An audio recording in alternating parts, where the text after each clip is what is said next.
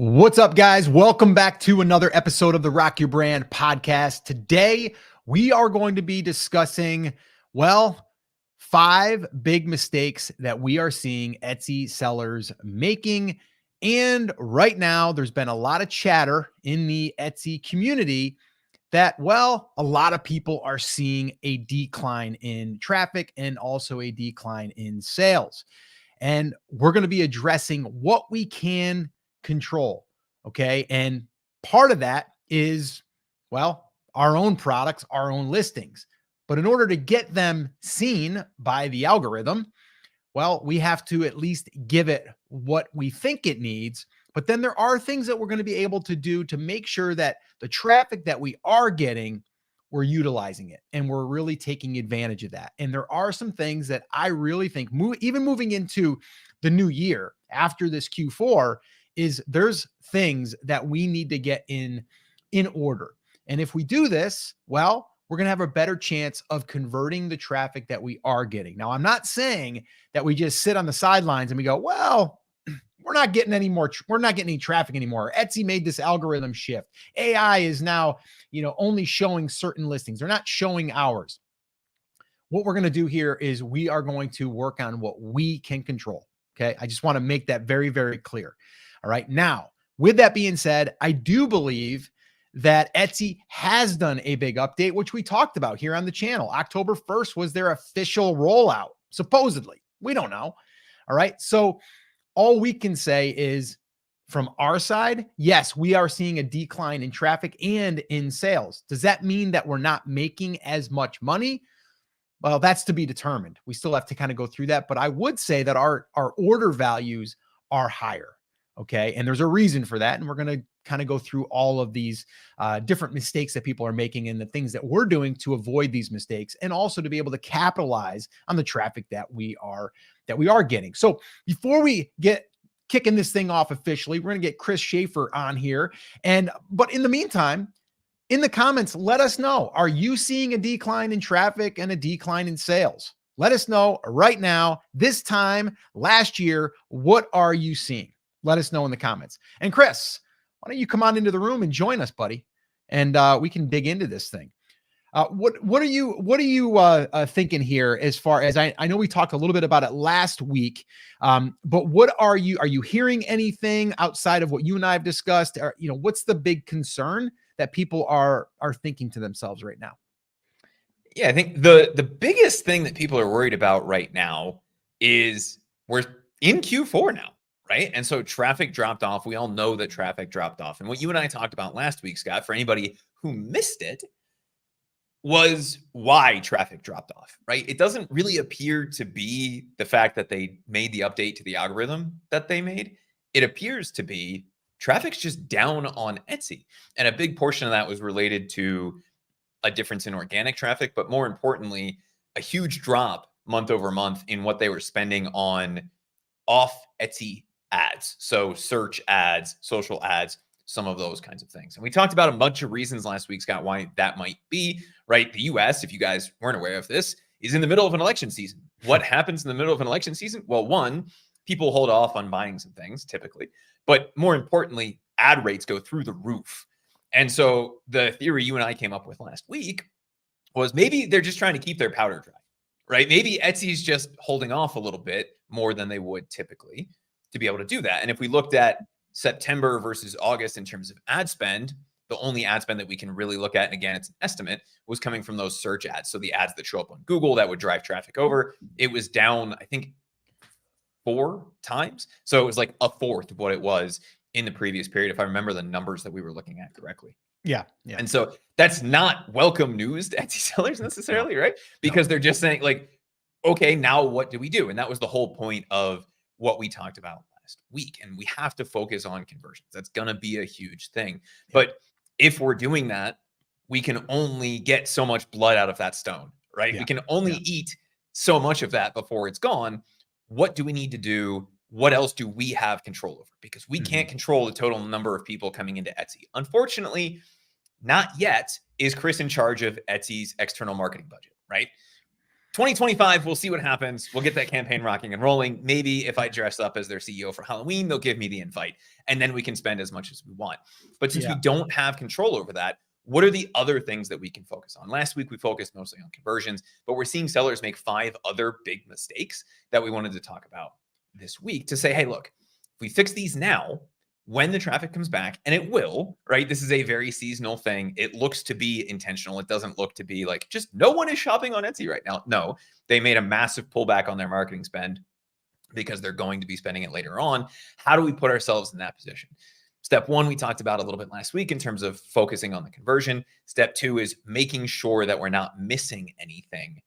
And you and I wanted to talk about the 5 big things that we see people still messing up. And if we can fix those now, then when that traffic comes back and if Q4 kicks into really full gear here in the next few weeks, you'll be in the best place to take advantage of that additional traffic. Yeah. And I think these are just good general practice things anyway. So let's just kind of dive in here. And these are like checkpoints that I would be doing internally, like with yourself. So maybe you get a piece of paper and start writing these down, and then you can start to ask yourself the question. And also you can course correct. Okay. Because what we're looking at is like moving forward. Like, yes, Etsy is the platform. We've talked about this before, but you're technically, if you're selling print on demand or if you're selling handmade, whatever it is, you're selling products to a customer.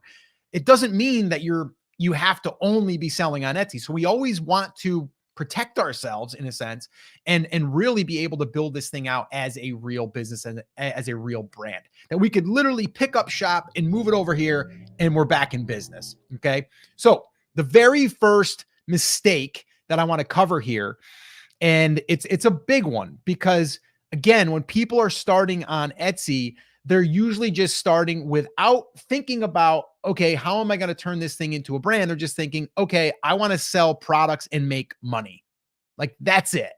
Okay. How many of us have done that or said that? I have, not recently because I learned my lesson years ago, but totally, right? It's kind of like, oh, get in on the gold rush. Hurry up, hurry up.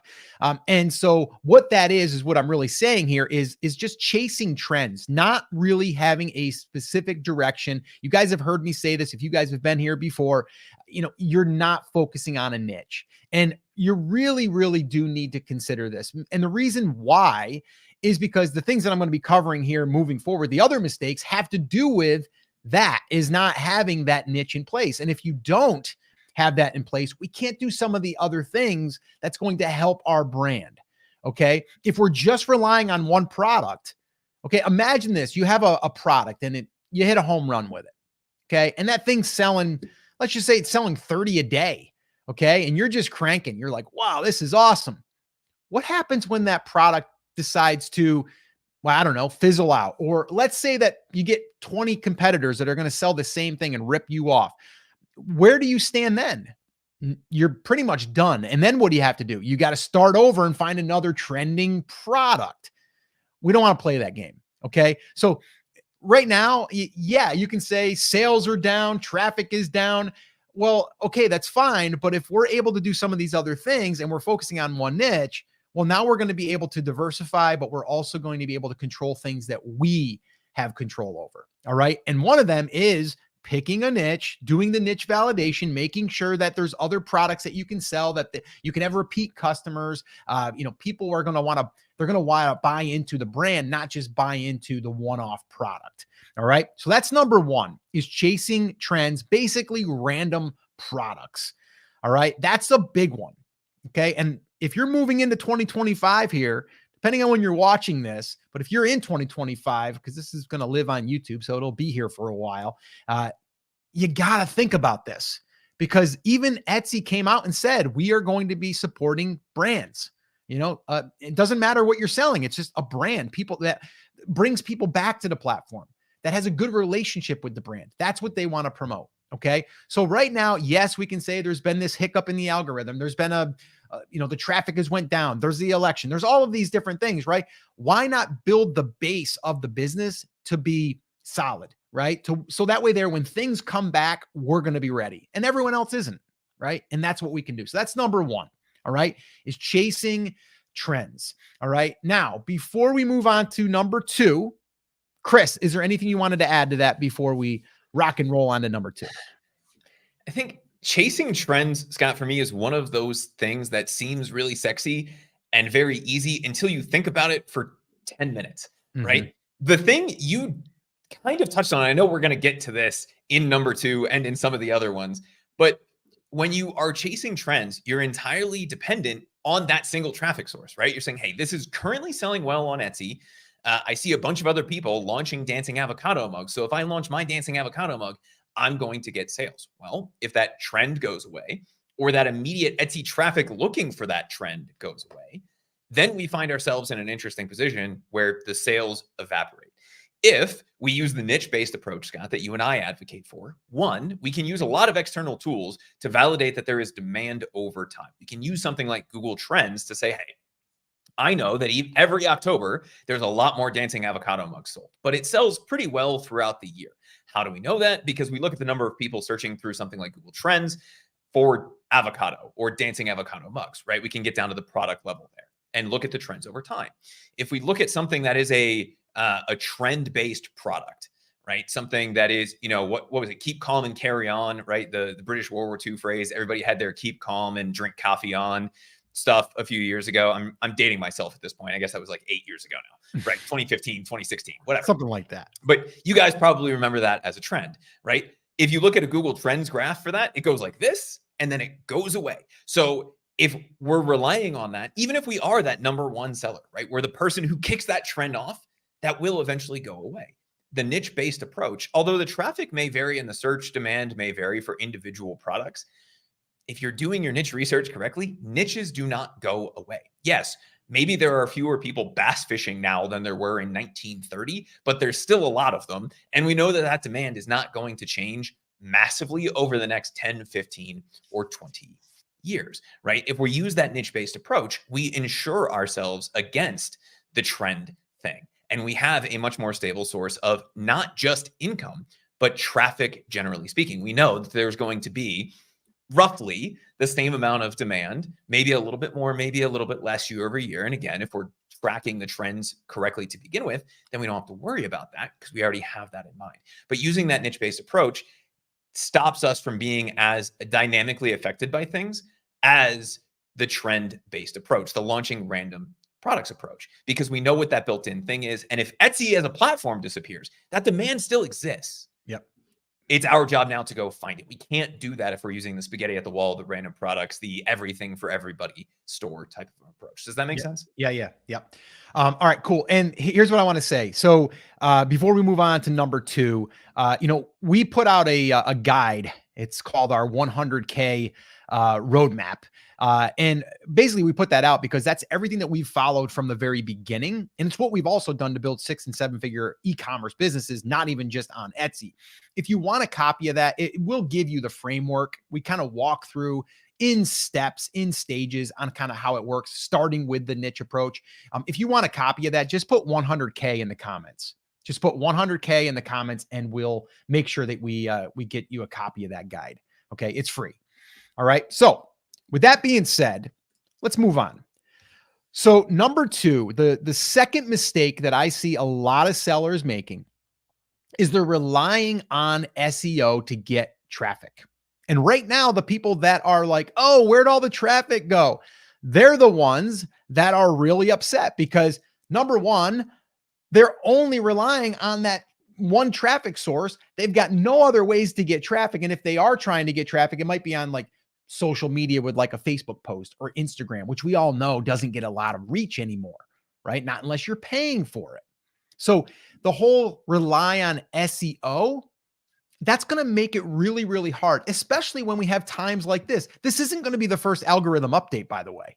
All right. I've been at this now for over 15 years online. I've been through, dozens of Google updates when we were ranking content, right? I've went through dozens of Amazon updates, right? In their algorithm, right? YouTube's had their updates with the algorithm. It's like, there's always going to be these shifts. And whenever you're dependent on one traffic source, you're vulnerable.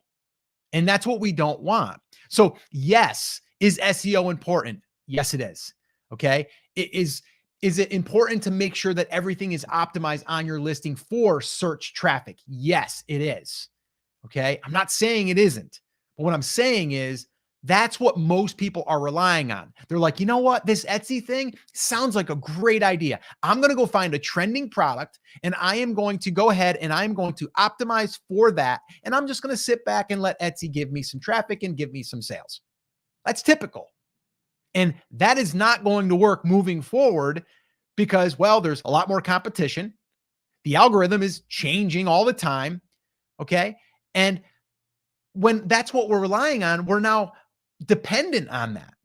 And you could have traffic coming in one day and the next day it's turned off. We don't want that. There's some other things I'm going to talk about here as we get moving through the rest of these, and you'll see how we can offset that. All right. So that's the SEO thing. That's a big deal. Yes, it's important, but in the same breath, it should not be the only way that you are driving traffic to your product listings. All right. So Chris, I know you'll have a couple things you want to say on that one, so I'll give you the floor.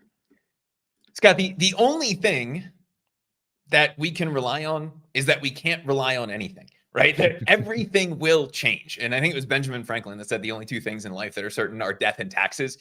The other thing that is certain, at least in modern life, is that algorithms will change and traffic sources will change over time. But if we set the fundamentals correctly, then we are okay no matter what. And that's why when you and I talk about the algorithm, Scott, when you and I have the SEO workshop that we have, when we have the guide that we have, when we talk about conversions, when we talk about all the different ways to increase the traffic you're getting from search, it's not type in this magic keyword or do this one thing. It's look at this the way the algorithm looks at this. Look at this the way a thoughtful person would think through this process. Why? Because even though they might move those sliders on conversion rate versus price versus shipping versus the exact match of the keyword in the title, right? They're gonna play with those sliders. That's usually what an algorithm change is. If we can focus on the fundamentals, then all we have to do is go back and make some minor little adjustments and we can get that back.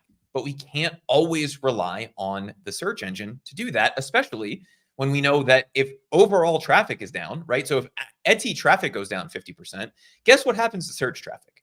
Search traffic also will go down about 50%, give or take, right? Depending on where that traffic was coming from and what those users are like. But more or less, it's going to follow the overall amount of traffic coming into Etsy. So we can do what we can do. And then we have to think about how else we can drive traffic. And Scott, if we think about number one and number two together, chasing trends and relying on SEO, we're a lot less reliant on SEO if we're using the niche-based approach, because we don't have to SEO ninja our way to the top for Dancing Avocado Mug.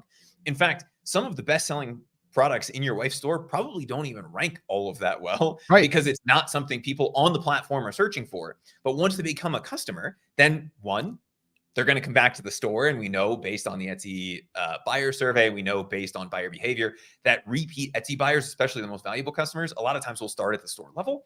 And two, we then have the ability to send our own traffic for free via something like an email list to those listings, which makes us less reliant on having to secure that number one spot. Now, do we still want the number one spot? Yeah. Would I also like that bonus ad spot right above it or right next to it? Yes. Is there any reason not to have them? No, but that should only be us setting our base.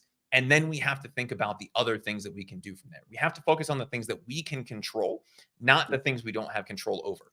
We have control over what the listing says. We have control to some extent over the conversion rate. We don't have control over what Etsy does with that after the fact, or the overall level of traffic coming into Etsy. So if we spend all of our time, energy, and effort trying to re-SEO our way to the top without realizing what the problem actually is, and is that traffic is down overall, then we lose out on that. And if that's where we're spending that time, energy, and effort, we forget about the other things, which are the real principles of building the brand and having the other ways of driving traffic and sales. Yeah. The one thing I would do too, like here's a little action step that you can do. I actually did this the other day because my wife was complaining just like everybody else is, and I don't blame her. And I did a little bit of digging. And so here's what I would do though. Number one, look at your traffic from last year on a certain listing that you feel like, wow, I haven't been selling as many of those. Like, look at the traffic from that. Okay. And then what I want you to do also is if you're running Etsy ads, I want you to look at that data and see how many actually came through there. Okay. Because a lot of times people just think, well, it's all coming through organically, and it might not be. But the other thing I want you to do is I want you to do a search in an incognito window, meaning you're going to go, depending on what you're using. I use Chrome. Just go file and then new, and then it'll say like incognito window. What that does is it's going to allow you to search without any history, and then just pull up Etsy and then search for your keyword that you feel like worked last year, but it's not working this year, and see where you're ranking. Okay. And that'll tell you, oh, wait a minute here. I still am ranking where I should be. It's just must be their traffic isn't there, right? So we want to kind of like rule that out if we can. Now, if you're not showing up, then you might have a little bit of an issue with SEO that's not being picked up and indexed for whatever reason. Okay, but you can rule it out by doing that little bit of a test. All right. So that's what I would do there. We're going to move on to number 3. Before I do, though, I've got just a random question for you guys. If you guys can help me out here, because Chris and I are always we're wondering about YouTube and the algorithm there. How did you guys get notified today? And we've got over 117 people here live. How did you guys show up here? How did you guys get alerted? Were you alerted? Did you get an email from us? Did you just set your alarm? Because every every Wednesday we show up here. I'm just curious because it's an algorithm that we're depending on, and we're like, I wonder how people are finding us. So if you guys could throw that in there, that'd be helpful. A bunch of emails are coming in. Okay, cool. Looked for the email, popped on. Okay. Yeah, keep them coming. YouTube homepage. I like that. This, I think, ties in perfectly, Scott, to the exact conversation that we were just having about being reliant on traffic. When people talk about YouTube, they're like, oh my God, you gotta like it. You gotta subscribe it, or nobody's ever gonna find your stuff. Well, there's a couple hundred people on here with us, and a good chunk of them came from where? An email. Yeah. Not from a YouTube notification. Why? Because, dude, I like and subscribe our channel. I don't get notifications when we go live. How does that make any sense? Yes, I've rung the bell. Yes, I've checked to give me all notifications, right?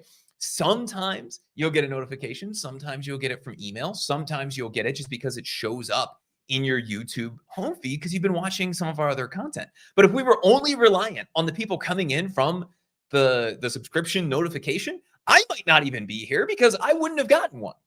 Now, it's in my calendar because I'm a mostly responsible adult, but it's just one of those things. If we're overly reliant on a single mechanism, any change to that can be a huge problem for whatever it is that we're doing. In this case, the YouTube channel. If we're overly reliant just on SEOing our way to that number 1 position, if Etsy makes even a minor change to that algorithm, it can put us in a weird spot where things fall off a cliff. So it's an interesting little experiment to run. And it looks like a bunch of people came from a bunch of different places. Yeah, no, I like it. And that's the diversifying thing, right? Like that's what we want to do. So thank you for playing along, by the way. And if you guys are watching this on the replay, let us know, how did you come across this video? Again, we just kind of want to see because we don't know firsthand, but by seeing this, it shows you there's different ways that people are arriving here. It's the same thing with an Etsy listing. It's the same idea, right? We got some people for us that come from organic, come from Etsy ads. They come from another product because we can cross promote now. Another thing we'll talk about. And then email, right? So those are the ways that you can drive some traffic. All right. So, all right, let's keep moving here. We got more to cover. We've got a lot to cover here today. Actually, I've got some other things I want to share with you guys. All right. So the third, and this is a big one, and I think people don't take this one serious. And this you have full control over, by the way. Pretty much everything about this you have control. And that is poor listing conversion optimization. This is different than SEO optimization. SEO optimization, we're going after what is the search intent, right? What is the search that someone is keying in, wedding gift for bride, right? Wedding gift for groomsmen, right? Like the specific search. Okay. That's the optimization that you're doing for SEO. But conversion is once we get someone to the listing, now it's our job to convert them. And here's the thing that I think a lot of people, they overlook. They're like, darn it, I'm not getting much traffic and I'm not getting many sales. It's like, but how much traffic are you getting? Are you getting 100 views? Oh, you are. Okay. What's your conversion rate? Well, it's a 0.06. Oh boy. Okay. It's like, wow, we got some work to do. Or maybe it's a 1% and you're like, I'm converting 1 out of 100. Okay. That's about average. What about trying to improve that? Why not go after, and try to improve it so this way we can convert it 2% or 3%. There's a reason why 99 people out of 100 didn't buy, right? And we need to figure out what that is. All right. That's why you guys may or may not have heard, Chris and I on the last live. I mean, we've been obsessing about conversions because it's something we can control. And if I can take one thing and adjust it to my listing and increase from 1% to 2%, I've just doubled my orders, right? My sales. If I can get it to 3, I've tripled them. Okay. So that's what we need to do. And there's a variety of different things. All right. And stick around because I'm going to share with you a listing that is super optimized, over 5% conversion. I'm actually going to share inside of our playbook, which I'll also mention that here. Chris and I put together, we actually did a whole bunch of research and we were digging into 25 top listings that are converting above 3%. We went ahead, it was messy at the time, but we went ahead and we had a designer put it into a playbook that actually makes it usable for other people. If you want a copy of that, okay, now this one isn't free. It's a big whopping $10.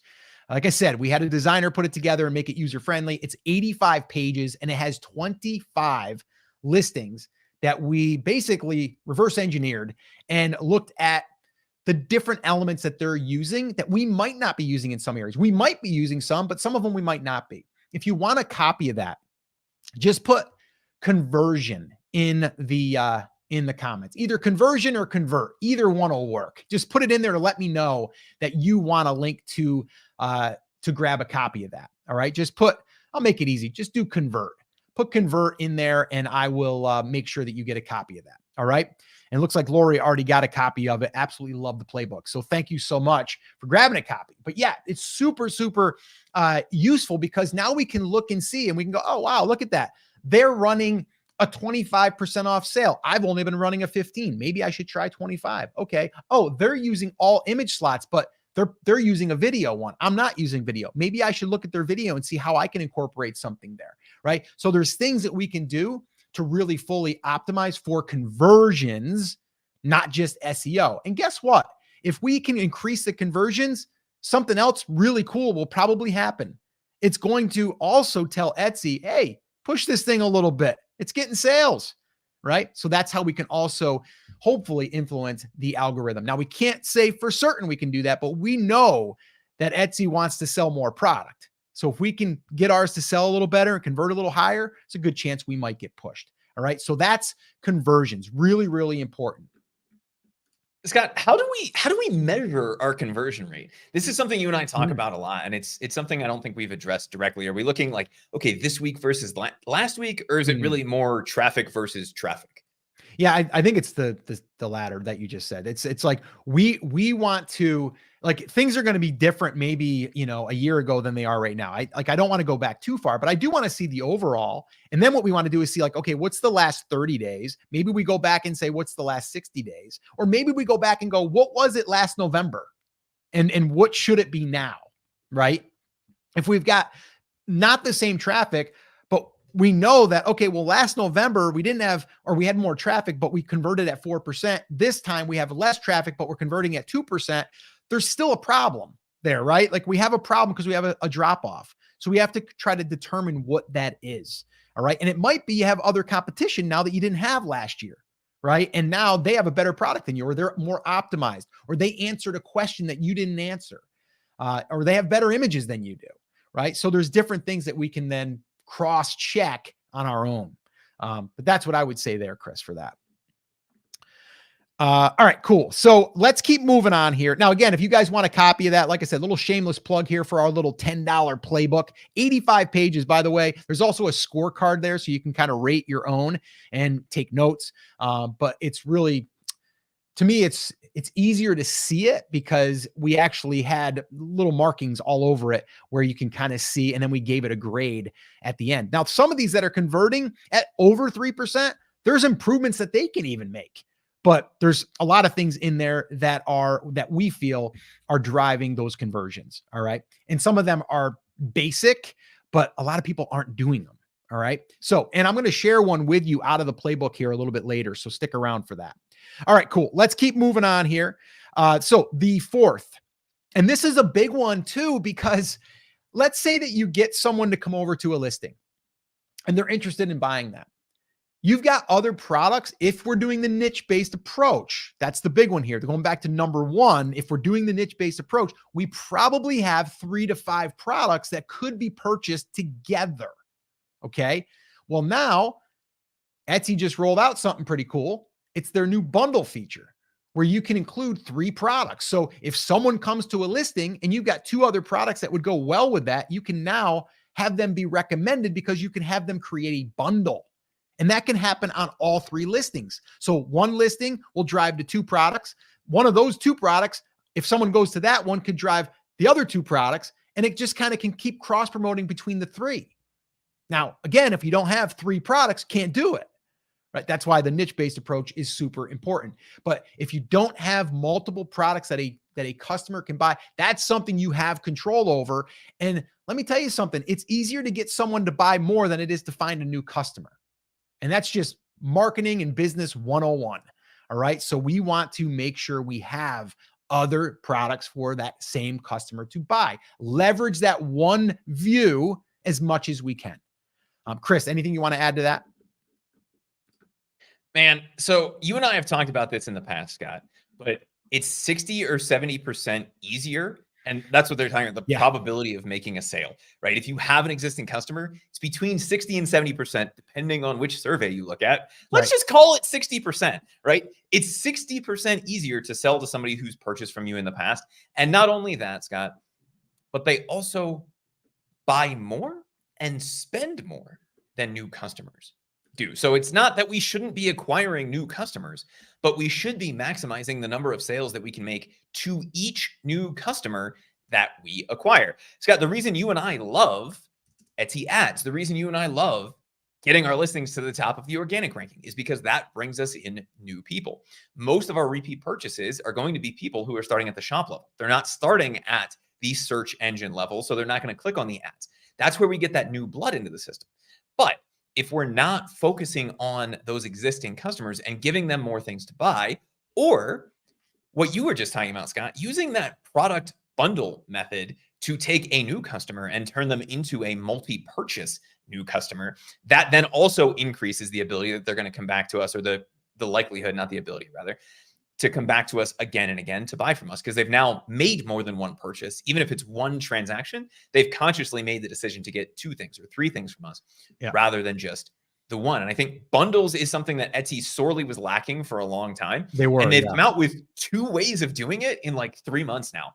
And both, I think, have a good place. But the newer version of that, I think, is a much better way of doing that, because it forces everything right there. They don't have to go to the shop to browse around and find other things. You're saying, get this with this, get the sweatshirt and the t-shirt, get the pillow and the blanket, right? You set up a logical bundle for people to buy. Not everyone's going to buy it, but that's okay. You increase the likelihood just by having it right there on the page and making it very easy for people to do. And then you can focus on bringing those people back again and again. I think it's not just about not having products to bundle. It's about having multiple things that the same person can buy. Right. And if we're focused on that niche-based approach, it's very easy to do. If we're using the spaghetti at the wall approach, and I know like each one of these tips is like, use a niche, right? But that's really what it comes down to. The things that makes this very easy is using the niche-based approach. Yes, if we launch 1 million products, are there a good chance that 2 of those are related enough that we can turn those into a bundle? Yes. But guess how many products are related that we could turn into a bundle if we're using the niche-based approach? All of them. Right? It's just a question of which one is the best to create the bundle with. So if we think about the customer experience, we think about the things that people might purchase together, like a pillow and a blanket, especially if we're using that niche-based approach, it makes it a lot easier to do. The other thing, Scott, with that I would say is anytime a platform rolls out a new feature, you should be playing with it. Why? Because they tend to be really overpowered. Scott, do you remember when YouTube rolled out the communities tab and you could, I don't know, reach literally everyone on the platform just by creating a poll? Yeah. right? Yeah. And Yeah. if anybody interacted with it at all, your videos got recommended, right? Yep. Yes, that will go away and they will pull it back to a reasonable thing. But new features, because platforms want you to try them, tend to get higher priority, higher placement, and tend to have outsized results, especially at the beginning. So if there's any way for you to create that bundle and show people that you have more than one thing that they can buy, you should be doing that. Yeah, the other way of doing this before they came up with the bundles was just have the purchase $35 or more and get free shipping. And then what they would do is they would suggest some of your products to try and get you to spend more.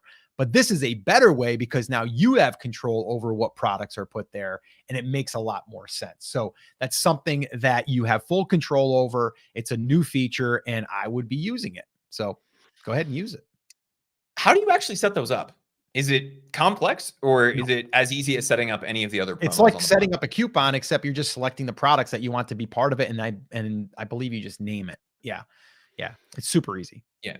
And the tab, if you go into your marketing tab, I think it's offer listings together for less is the flavor of this that we're talking about. Yep. It will ask you which product you want it to bundle with.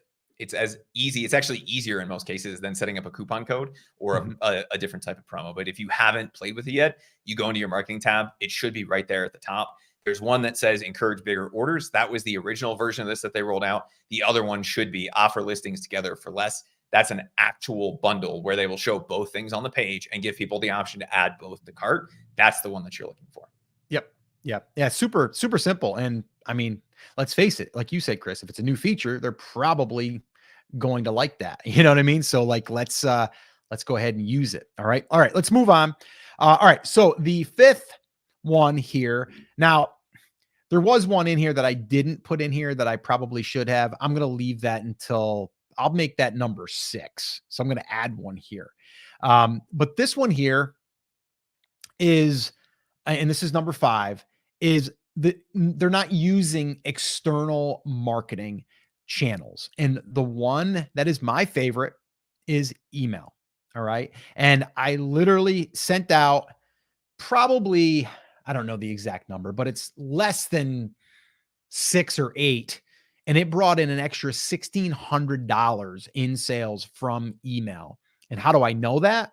Because I sent the emails and I used the share and save link, another feature that Etsy rolled out last September. And that feature is for you to be able to track the traffic that you're sending and know that it came from you. And then you also get rewarded because you get a discount on your fees. So again, moving into 2025, you need to take control of some of your traffic. And one way is, well, email. All right. And I know the question's going to come in. Well, how do I build email list? Or I didn't know Etsy allowed you to use email. There's a lot of mixed messaging out there when it comes to email. And I've said this probably 100 times, but I'm going to probably say it 100 times more, maybe even more than that. It is not against the terms of service for you to send email to a customer as long as, okay, as long as you get permission. This does not mean that you can go back to all your past customers and scrape the emails and put them into a database and send them. No, you cannot do that. That's not what we're saying. Okay. What you can do is you can either invite people to join a VIP list. That's what we do to get special discounts and giveaways and cool things. Or you can say, hey, join my VIP list or get 20% off. Join my list. You know, you can, I like VIP because it's like a special, right? You're part of a club. But you can offer to give a discount in exchange for their email. Now, they would have to, this is where it's important. They would have to enter their name and email and say, send or subscribe, whatever you want the button to say. But basically, it's them confirming. They have to jump through a couple hoops, type name, type email, click send, right? They have to do 3 things. That's them saying yes. Now, if you're using an email provider like Everbee, we have Everbee email. That's what we use. If you want to check it out, go to brandcreators.com/Everbee, and you can sign up over there. I'm a big fan, and I'm also an affiliate, and you'll buy us a cup of coffee, but I only support and promote products that we actually use. That's one that we use. But there's an unsubscribe link at the bottom of every email that basically says, don't want to, receive emails anymore? Unsubscribe. That's it. That's all they got to do. Okay. So email is so, so important. It's something that's underutilized. I think also because people think it's hard. It's really not. We actually just taught a training of ours called Copy and Paste Paydays, which was really good. We'll link that up in the description if you're interested in that. But it's a paid course, but it's actually us walking you through. We give out, 40 templates that you can actually fill in the blanks and send emails. But building a list, we have you covered there. But let me just kind of talk about that part of it, because I know people are like, well, how do you build an email list? We do have a free guide that walks you through the framework. It's not going to give you click by click and all of that stuff, but it'll give you the framework of what we do to build a list externally, not just within Etsy. And if you want a copy of that, it's our email playbook, our email marketing playbook. If you want a copy of that, just put email in the comments and we'll send you a free copy of that. Okay. Now, how do we do it? We like using giveaways. You take your products. Okay. This way here, we know if people are going to want your products, they're going to sign up. So we basically build a little bundle. Okay. 3 to 5 products. We like to get the value up to about $100. And then what we do is we advertise this little giveaway over on Facebook, and we target people that we think would be interested. And then the people that are interested are going to raise their hand by typing their name and email address in. We also call this the fishbowl method. Why? Because about 20 some years ago, my wife and I owned a photography business, and we had a fishbowl at a school gala where we were raffling off a photography session for our business. And that's how we did it. They would fill out their name and email, write it on a little piece of paper, flip it over. We would shuffle them up, pick it out, and there you go. But nowadays, we don't need a fishbowl. We've got digital stuff that we can use, digital fishbowls, if you will. So that's how we do it. And then the thing is we're getting people to raise their hand like, oh, I like that. I like those. I like that bass fishing bundle.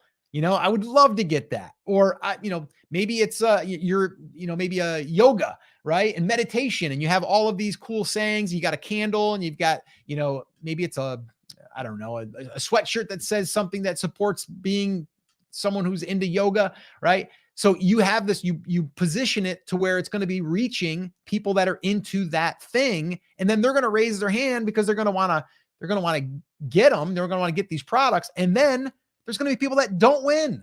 It's just the way it works, right? Not everybody wins. And then we're able to follow up with those people and go, hey, I know you didn't win, but we want to make you a winner. Here's 25% off your first order in our shop. And that's it. That's how we do it. All right. And by doing that, you just heard over the last probably 45 days, it was about $1,600 in sales that we brought in from writing a handful of emails. Okay. That's the power of email. And a lot of people are not utilizing it, and they should. And that's why Chris and I have spent a lot of time trying to teach people what it looks like. And that's why we have that free guide, the email playbook. So if you want a copy, just put email in there. Everbee email, that's the platform that we're using to basically send our emails. And that's what I would recommend. But that's the email side of things. But people are not doing it. It's an opportunity also that if you learn that skill set, not that hard, but if you learn it and you use it, you're going to be ahead of probably 90% or more of Etsy sellers.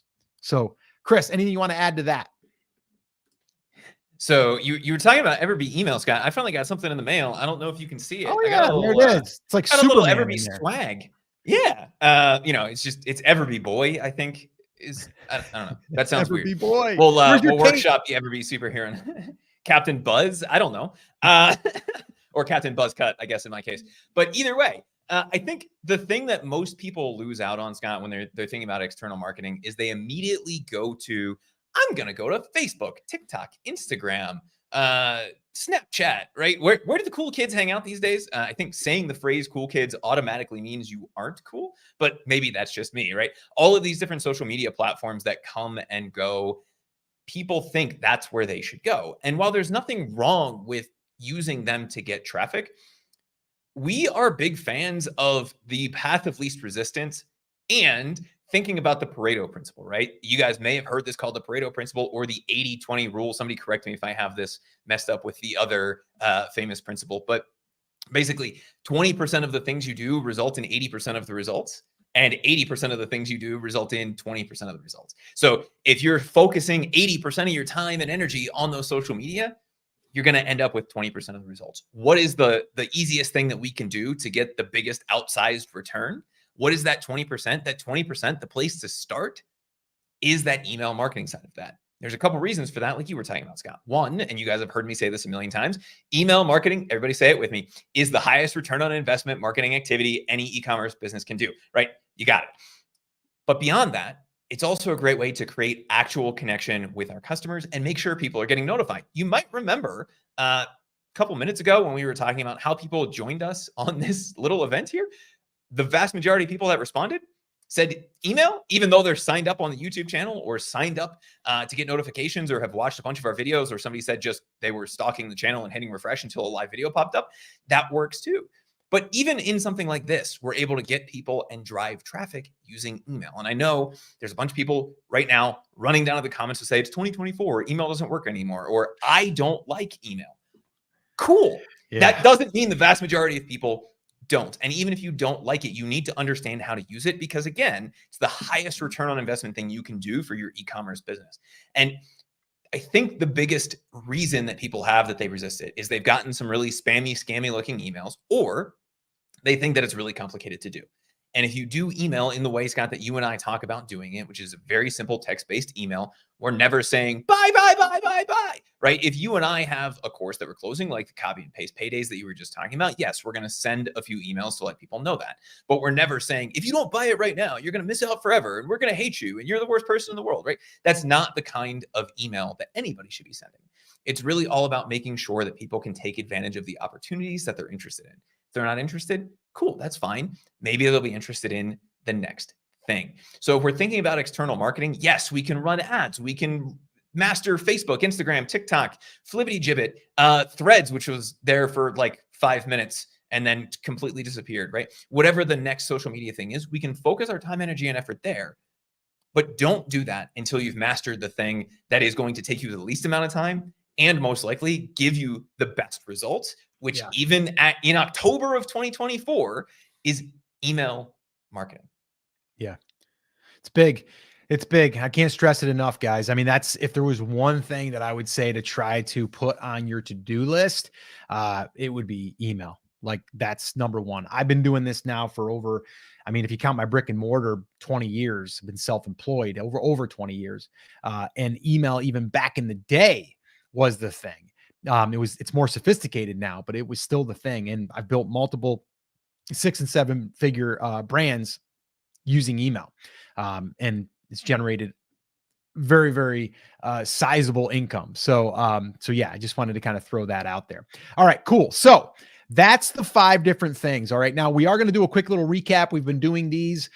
So this way here, we can kind of give you everything that we just did in a shorter period of time for any of you that are just joining us, or people that are going to be watching this later. We'll actually take this little clip and post it separately. So this way here, we can serve those people as well. And I know that people just like a nice quick recap. So Chris, you think you're up to it today? You feeling better there, boy, to do that recap for us? I think we can knock that out. I don't think I'm going to have to run out of the room.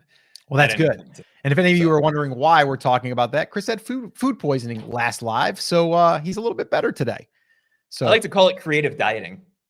It's perfect. Yeah, that's creative dieting. All right, cool. Let me go ahead and set this up for you, Chris, and then we'll get rocking and rolling.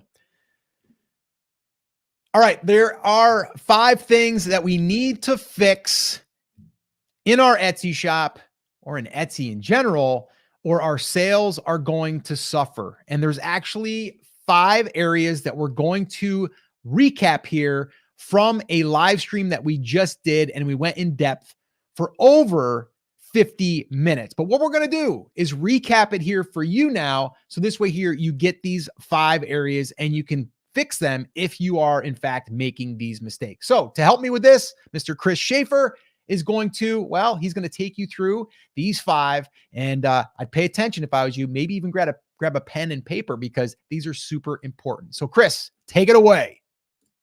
It's funny you say that, Scott, because I already have my pen and paper and I have these jotted down. in front of me because it's something I think everybody needs to understand. We can control some things and we can't control some things. And one of the reasons we wanted to have this conversation, Scott, is because the traffic will go up and down. Things will go up and down. Trends will happen. Things will ebb and flow. But what we can control is what we can control. And I know that that doesn't sound nearly as profound as it sounded in my head, but we have to focus on the levers that we can pull. We can't think about the things that we don't have any control over. We don't control what Etsy's ad budget is, for example. And so if traffic goes down 1 month because Etsy stops spending on ads, we don't have control over that. We do have control over 5 big things. And we see people making a few different mistakes in each of these 5 areas. So we wanted to cover each of those. Huge Etsy seller mistake number 1, Scott, is chasing trends. And I know this is a hugely controversial thing in the Etsy community. Should I go with the niche-based approach? Should I go with a multiple niche store? Should I just launch every product that occurs to me? Or should I just look for the hottest selling product on the planet and launch that? Because I love dancing avocado mugs. There's a million of them selling right now. There's nothing else I can sell to them, but if there's a bunch of them selling and I find a bunch of products that are selling to a bunch of people, then maybe I will be successful. I will tell you right now, that will not work in 2024 and 2025. Chasing trends, launching random products is going away. And there's a couple big reasons for that. One is the big changes that Etsy has been making to their search engine algorithm. And 2 is it makes you entirely dependent on the ebb and flow of that trend. Not only do you have to get in at the beginning of that trend, but you also lose all of that traffic and sales as soon as that trend goes away. I don't know about you, but I've never purchased a pet rock. Maybe Scott did because that was really popular back in Scott's day, but I was never a big pet rock person, right? That was a huge trend for a while. Scott just had regular rocks, right? No pet rocks, just regular rocks outside. Maybe one of those fancy hidden key rocks as well, right? That was a big trend for a while. You guys remember Tamagotchi, Pokemon, right? All of these things, these were all trends. And yes, Beanie Babies, right? I still have my Beanie Baby retirement fund hidden somewhere in the basement just because maybe they'll come back someday, but who knows, right? If we're focused on chasing the trend, when that traffic goes away, our sales also dry up. So what is the solution to that? The solution to that is using the niche-based approach. What is a niche? Typically, it's going to be something that someone can identify as. So you will say, I am, they are a fisherman, right? You will not say, I am a dancing avocado mug or I am a dancing avocado. That sounds weird, but you might say, I am an avocado enthusiast or I love avocados. You could potentially turn that into a niche. Fishing would be another good example of a niche. Teachers would be another good example of a niche. Why does that approach work? The big reason, especially when we're talking about that in comparison to launching trend-based products, is because you have much more consistent demand. Now, the demand on individual products will vary slightly, but the demand overall for the types of products that you are selling, the person who's buying the product, which is who we should be focused on anyway, stays fairly consistent year over year. And that's what we need to be able to build the foundation for a long-term, reliable business. So if you are chasing trends right now, if you're trying to launch random products to see what will happen, stop. Take a step back and focus on the niche-based model.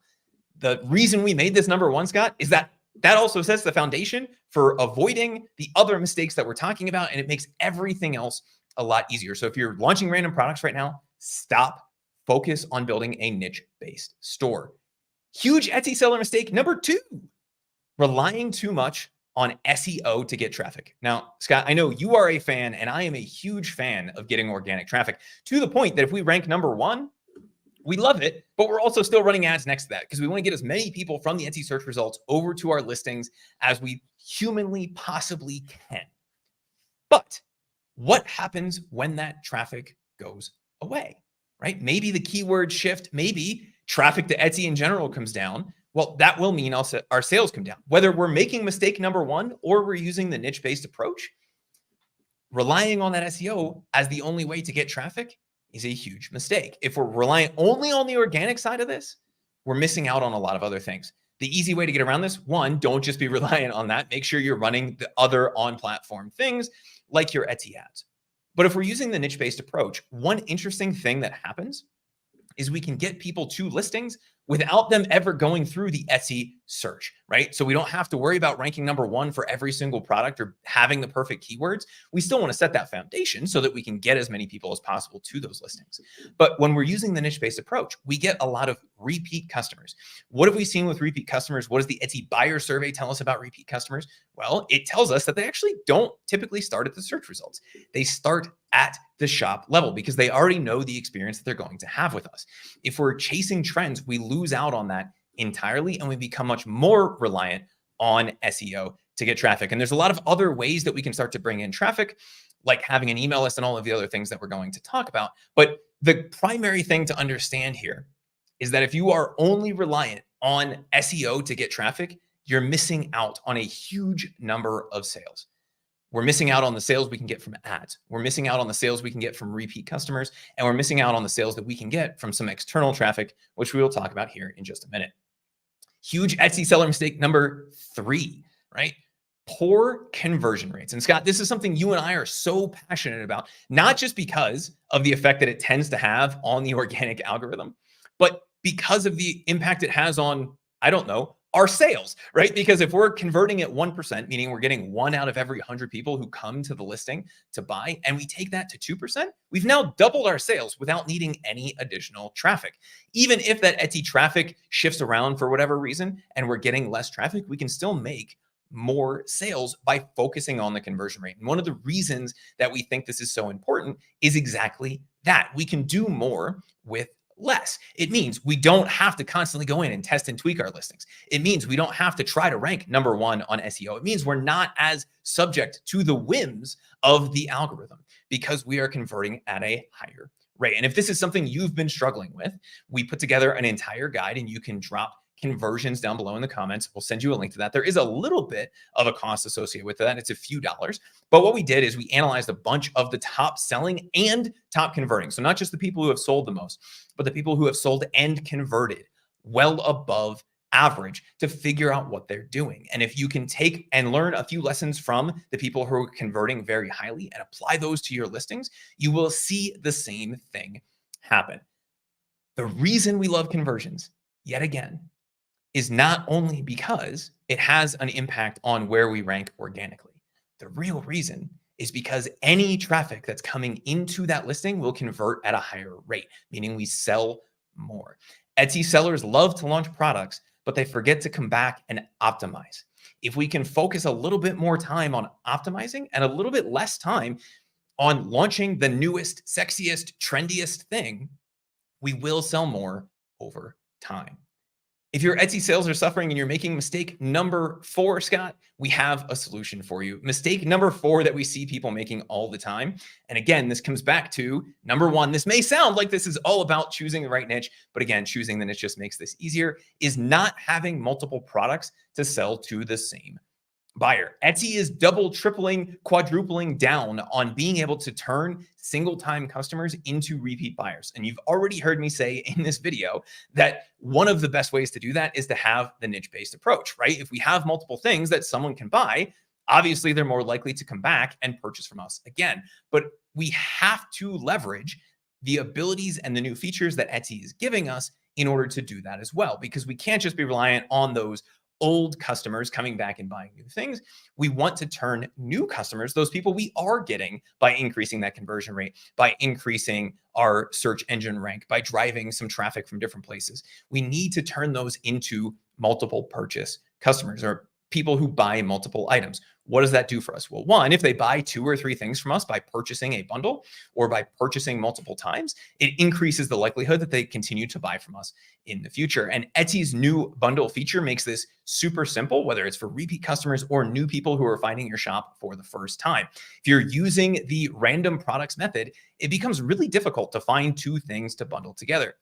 If you're using the niche-based approach, you very likely have, I don't know, a bass fishing blanket and a bass fishing pillow that same bass fishing person or the person who's buying for the bass fishing enthusiast in their life are likely to buy. And if we can present that offer to the customer at the checkout, which is exactly what their new bundle feature does, it makes our lives easier and it makes their lives a heck of a lot easier as well, which means they end up using that feature, buying that bundle, buying multiple things from us, increasing our cart value and increasing the lifetime value of that customer. Having the ability to increase the lifetime value of your customer makes everything else a lot easier. Why? Because then we can start to really double down on Etsy ads. We can afford to pay a little bit more to acquire that customer. And Scott, I believe it was marketing genius Dan Kennedy who once said, the person who can afford to pay the most to acquire the customer always wins, right? If you can only afford to spend $5 to acquire a customer and I can afford to spend 10, I will win every single time because I can literally spend twice as much as you. And so if we can use something like Etsy's product bundle feature in order to do that, it's very easy. All we have to do is set it up. It makes our lives a lot easier. It means we sell more and customers buy more. Big mistake number 5 we see people making, Scott, comes back, and it does relate to number 2 here just a little bit. But if we've gone through these first 4 and we're saying, that's not my problem, that's not my problem, that's not my problem. Mistake number 5 is focusing only inside of the Etsy ecosystem.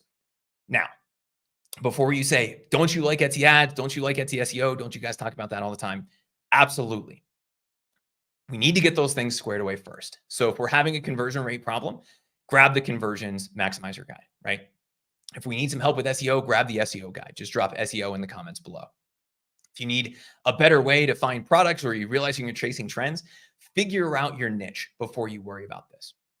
But we see too many sellers, and one of the biggest complaints that we've seen since Etsy made the shift in their algorithm, and they did have a pullback in traffic over the last few weeks, is that they're 100% reliant, Scott, not just on SEO, but Etsy in general as the traffic driver. And they're not focusing at all on external marketing. Now, as soon as I say external marketing, people go, oh, social media, TikTok, Instagram, Snapchat, all of these places. Those are all fine and good. But the place you need to focus first is on the thing that's going to give you the most results for the least amount of work. Instagram, TikTok, Snapchat, even Pinterest in a lot of cases will be substantially more work for fewer results than doing something like focusing on building your email list. You've heard me say it once, you've probably heard me say it a million times, but email is the single highest return on investment activity that anyone in the e-commerce world can do in terms of marketing. If we can get people onto an email list, not only do we build essentially a one-on-one relationship with those people over time, but we can drive them to listings, even listings that don't necessarily rank inside of Etsy's organic search or that don't have any built-in demand on the platform. All we have to do is write a few words and send them over to a new listing, and we can skyrocket that product in terms of where it is for SEO if we're trying to launch a new product. Or we can create demand because we know it's something that our niche-based audience is interested in.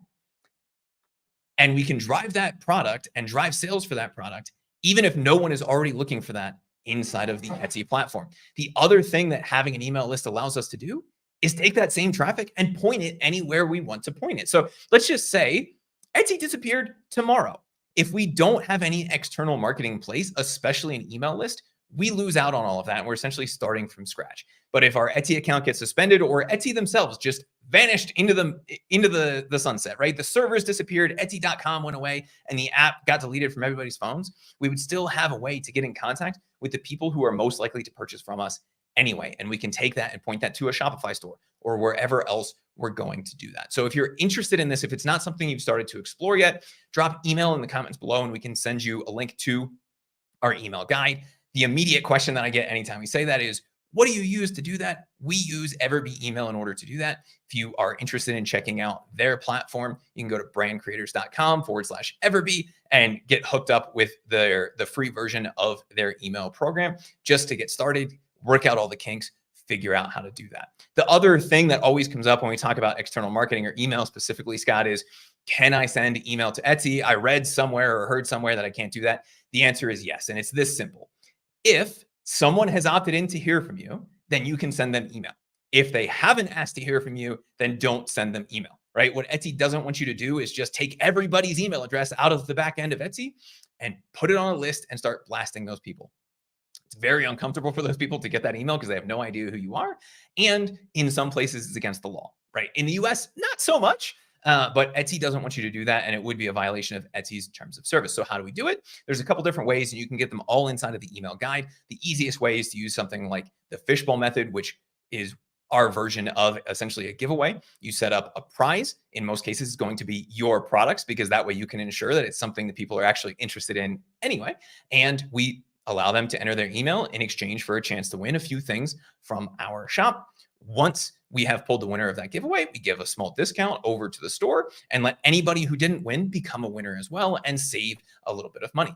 Once we get some people on that list, it starts to snowball. There's a lot of other ways to do it, and we cover a bunch of different things that you can do inside of the email guide. So if you haven't grabbed that yet, just drop email in the comments below and we'll get that taken care of for you. But Scott, those are the 5 huge Etsy seller mistakes that we see people making. And if you're not fixing these 5 things, your Etsy sales are going to suffer. So to recap the recap really quickly, if we're chasing trends and not using a niche-based approach, that is a massive mistake, and it's going to make everything else that you're doing much more difficult. If we're relying too much on Etsy's organic search results to get our traffic, that's going to be a huge hiccup. Anytime the algorithm gods decide to change the algorithm, or anytime the overall traffic coming into Etsy changes. Big mistake number 3 was poor listing conversions. If you're struggling with listing conversions, or you aren't sure if you are optimized, suggest checking out the Conversion Maximizer Guide. Again, just drop conversions in the comments down below. Focus on this. This to me is the one place where almost every Etsy store could massively improve their sales without having to do anything else. If we can increase that even 0.5% or 1%, it means everything else that we're doing, whether it's having products to bundle, whether it's being driving more Etsy ads, whether it's having that email list and driving that over, anytime we can increase that conversion rate, we're going to increase the sales from everything else that we're doing. It's an area that most sellers miss and something more sellers need to focus on. Massive mistake number 4, not having multiple things to sell the same customer and not taking advantage of the new bundle feature inside of Etsy. If you're not doing this and you're doing the other 3 things that we've talked about so far, make sure you go back and do that right now. And thing number 5 is being 100% reliant on Etsy and not using any form of external marketing, especially not having an email list, which is a resource you can rely on again and again. All righty, Mr. Chris Schaefer. That was a heck of a recap. Okay, so there you have it, guys. That was everything there. We have some questions that came in that we're going to answer, but we also have got like 2 or 3 other things that we want to, as long as we have time, that we wanted to cover. I think they're important. So we'll see how time is, but let's answer a couple of these questions, Chris. Let's do like 2 or 3 questions, and then let's dig into our next topic. Scott, is that conversions guide for beginners on Etsy, or is that more of an advanced thing? I think it's for anyone selling. Like, yeah, it's beginner, intermediate, advanced. To me, it's if you're a beginner and you're just starting, yeah, you definitely want to have everything optimized for conversions. If you're an intermediate, then you want to try to get as much out of that listing as you can. And if you're a pro, you want to do the same. So no, I think it's for anyone that wants to increase their conversions. You guys talk about email lists and building email lists all the time. Is there other ways to build your list beyond something like the fishbowl method or a giveaway? Yeah, straight up discount. Just do a straight up discount.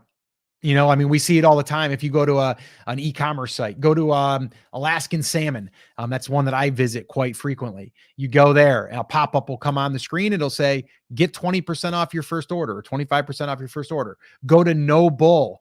No Bull is a sports, I guess now they're more than sneakers. They're like more of an apparel company. You go to their site, get, 10% off, 20% off, whatever it is off your first order. So coupons are always a great way to build your list. And it's a way for people to say, I'm going to buy that, but if you give me a discount, I'll buy it today. And then we know that they're there, but giveaways are it's a goodwill piece too. It's like you're doing something good and people can win. So I would say do both, is what I would say. Yeah, I don't think there's any reason to do just one or the other. The other way, and it's something that's less applicable unless you're driving external traffic, would be something like a free guide, right? 10 tips to catch more bass. I don't know, the email guide that we were just talking about. Here's a super secret hint. That's one way that we build our email list, right? Yeah. Go get the guide. You can do that as well. Although if you don't have a traffic source to that, that becomes a little bit more difficult. But the giveaways work really well, and so does just a straight up discount in exchange for the email. And we just throw this one up too, because this is very similar. So James says, how do you build an email list when you had no customers? That's how you do the giveaway model, right? So basically what we'll do is we take a bundle, and then we use a tool called King Sumo. And that basically allows you to create a one-page giveaway that you can drive people to. And then from there, we collect the email addresses and we advertise this on Facebook for like $5 a day. And we target people specifically that are into the thing that we're selling. And that's it. Super simple. And again, that there's some of that in the email guide. If you want that, just put email in the comments and we'll send you a copy. Is starting an email list this close to Q4 peak the right thing, or should you wait until January? Scott, the thing that's running through my head right now is your favorite Chinese proverb, but I'm curious what your thoughts on that are. Yeah, the best time to plant a tree was 20 years ago, and the next best time is now. So yeah, no, don't wait. Like right now, if you have a rush of traffic, it's like, holy crap, like let's go, right? Like let's get this thing going, because if you wait till January, then all of a sudden your traffic went from here to here, right? So it's like, no, we want to do that as soon as possible. And on both sides. If you have customers coming in, we want to be able to put something in front of them, those people. Or if we know that it's gift giving time this time of year, we want to get in front of those people. So I would say no. I mean, start yesterday. That's when I would start. And I think Chrissy just said, I feel like Q4 is the best time more people are thinking of shopping. Right? Yeah. There is no worse time than waiting until the next best time. Right? Just get it under your belt. The sooner you have it, the sooner you're going to be able to master it, the sooner you're going to be able to use it, and the sooner you're going to be able to start to drive some sales with it. I had one more here, Scott, before we dive into that next topic, and it was, I'd like to send my first email promo. What kind of discount should I use? Does the actual discount that you're sending matter? Does the reason matter? Or is it more just about getting in the reps, for lack of a better term? Well, I mean, I think getting in the reps is important, because then you're building that muscle, right? Like you're getting better at it and you're crafting better emails. We have a campaign that we are including in our copy and paste paydays. And if you want information on that, just go in the description and you'll see it's copy and paste paydays. And you know what? If you want, just drop in the comments paydays and we'll send you information on that. But basically, when you're running something, you want it to be something where people are like, holy crap, like I gotta take advantage of this. We just literally did this for brand creators. We have a program called Niche Product Magic. It's where we did a workshop with a live group, and we taught how to validate good products and how to find them. And we took people through that entire process, right? It was about 2 hours long. Then we did a full Q&A. Okay. Well, we were selling that for like $47. And we were like, wait a minute. We added a whole bunch of stuff to it, some Q&A. We also added in another niche validation workshop for free for these students. I'm like, Chris, like we should be charging more. I mean, this is worth more. It's probably worth $500. So we told our list that we were going to be increasing the price, and we did it for 36 hours. All right. And we just said, hey, we're just going to let you know we're going to be raising the price. So that was a crazy deal that people could take advantage of. And we had a bunch of people take us up on it. But if you have something that's like, oh, we're going to raise it $5, are you really going to jump? Are you really going to try to hurry home to, make sure that you get in before the deadline kicks in? So you have to also put yourself into that. It's either a strong offer or limited. Maybe there's a limited amount of time because you're going to have a cutoff. I'll give you an example. There's a cutoff that's going to happen to get your stuff in time for Christmas. And for us, it's usually December 10th. So I'm going to send some emails out before the 10th saying like, hey, if you want to get your order before Christmas, you got to get it in by the 10th. There's a reason for it to be urgency. Okay. So that's with the discount. To answer your question, I would make it like an irresistible offer.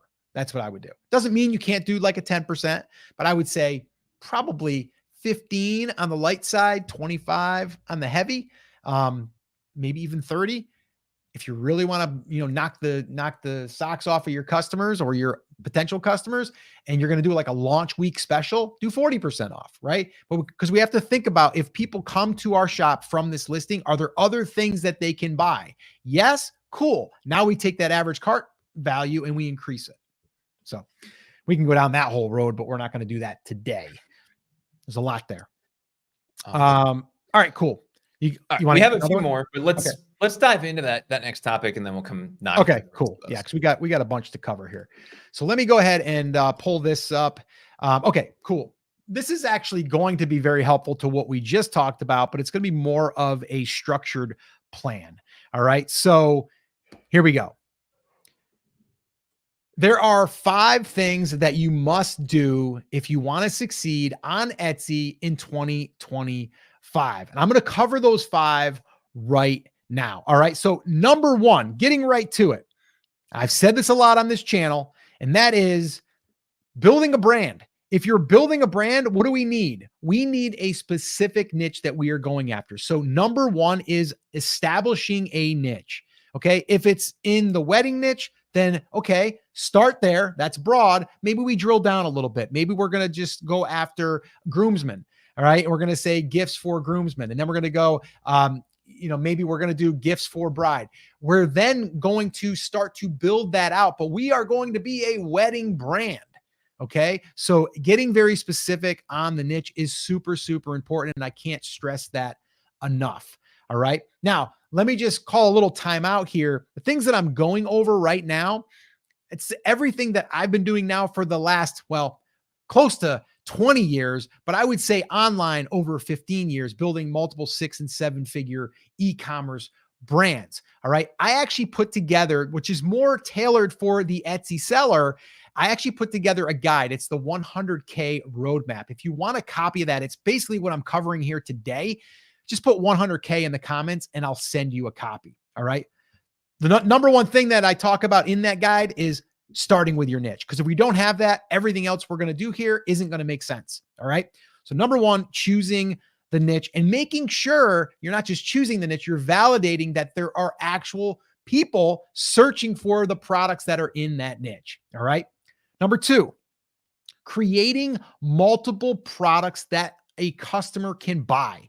Extremely important. Again, going back to number 1, this is why we start with a niche. If you're in the wedding niche, how many other things can you get that one person to buy that's related to that?